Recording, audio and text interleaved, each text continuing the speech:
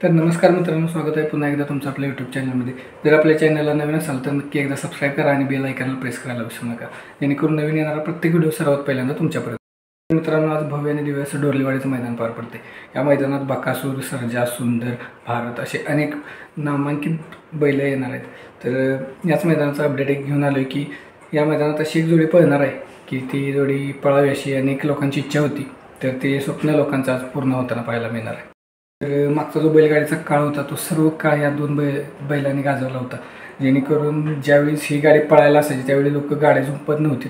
तर असा हा जोड आहे आणि हाच जोड आज आपल्याला डोरलेवाडीच्या मैदानात पळताना पाहायला मिळणार आहे.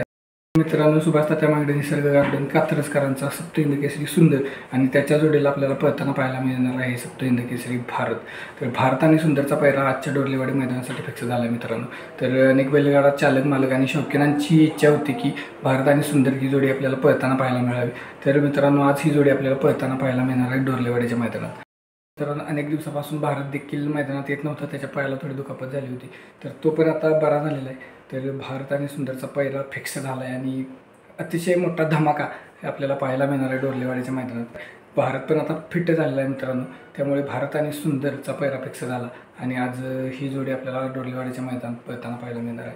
अतिशय सुंदर असं नियोजन या मैदानाचं झालेलं आहे आणि याच मैदानात आज भारत आणि सुंदरचा डोळ्याचं पारणं फेडणारा पळ आपल्याला पाहायला मिळणार आहे.